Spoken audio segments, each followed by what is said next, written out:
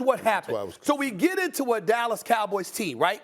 And so Ezekiel Elliott, you give him the ball 12 times. You rush the football 21 times for the whole game. You got Kellen Moore.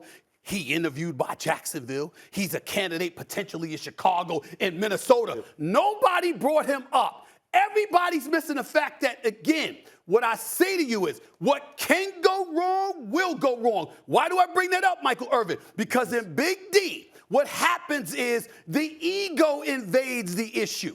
And what happens is you got an offensive coordinator that wants to prove that he's so worthy, looking for an opportunity. He forgot to do his job yesterday. He forgot to run the damn football. He tried to engage in too much trickery, okay? And on top of it all, excuse me, a quarterback sneak when you're at the 40-yard line, it's 14 seconds up. Yes, Dak should have got down a little bit earlier. We get all of that. Why do you call that when 3 consecutive plays, you went 40 yards on 3 completions and got out of bounds? How about the San Francisco 49ers proving to you that they can defend that? Do you do that if you Kellen Moore? Do you exploit that? No, you do not.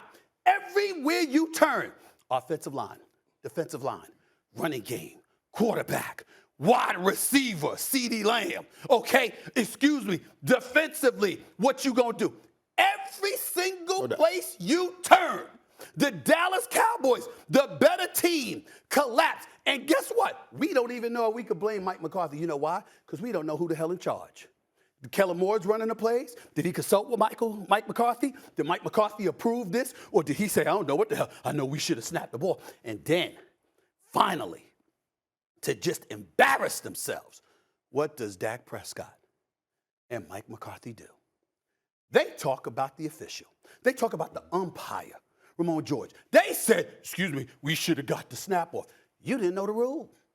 You didn't know that you're supposed to hand him the football. You didn't know you ain't supposed to hand it to the center.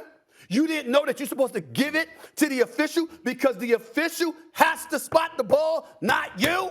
That's lack of preparation. Every single layer of the Dallas Cowboys that you can point to, I can sit up there and say, they all messed up. And this is why you sit here today as a former Super Bowl champion for the Dallas Cowboys. This franchise is an utter disgrace. Every big moment that arrives, they look at you, they look at Emmett, they look at Troy, they look at everybody, and they say, we wanted y'all, but they ain't one of y'all. They never earned it. And fools like you, grabbing Micah Parsons, who's a stud, on draft day. We got it. We got the crew. You anointed. You, a Super Bowl champion, a Hall of Famer for the Dallas Cowboys. You anointed people that were not worthy. The Last Dance, Molly, the Last Dance, Michael Irvin, Michael Jordan, what did he say? You got cats coming in here acting like they were rolling with us when we won the championship. You ain't do a damn thing yet. What we did, we did. You just got here. You got to prove yourself. It's your fault just as much as it is everybody else because you anointed people who were not worthy just because they wear that star. You, right now, you are culpable just as much as anybody, and you know it, and you got to deal with it. And by the way, last thing, I'm going on Rich Eisen's show. First of all, I'm just getting started. First of all, your Last Dance analogy isn't applicable here. Yes, it is. Because you're asking me to do something that Michael Jordan was doing in the locker room. So Michael Jordan, when he was checking those guys that were coming in. I'm asking you not to anoint but I'm not in the locker room, so that's not applicable here. If I was in the locker room, we're talking about something different. Hold on. I got what I talked about. Do I not have footage of you on the sideline? I've been on the sideline. Oh, come on, man. To raise people up like that, you have to be in their mug every day. I can't be on the sideline every now and then and be able to get in their chest or in their head. That's a different thing. The analogy was not applicable here. I understand what you're trying to say. I know what I'm saying. I understand what you're trying to say as far as anointing people. And Michael Parsons, first of all, that's one of the only dudes on that team that I should be saying, I with. The rest of them chunks maybe didn't earn it, but Michael Parsons earned it. Not yesterday. What, Mike Parsons got hurt yesterday. But he still stayed in the game. Was he in the game? Fought it out. Was he Nick Bosa?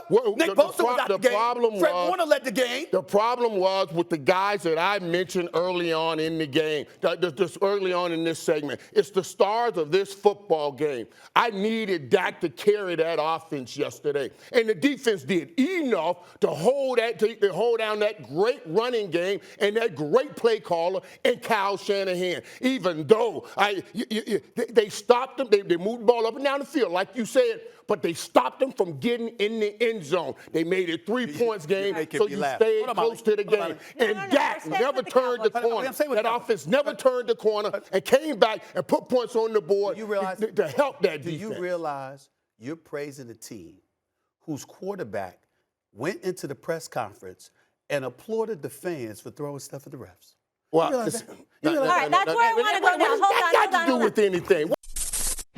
Thanks for watching ESPN on YouTube. For live streaming, sports, and premium content, subscribe to ESPN+.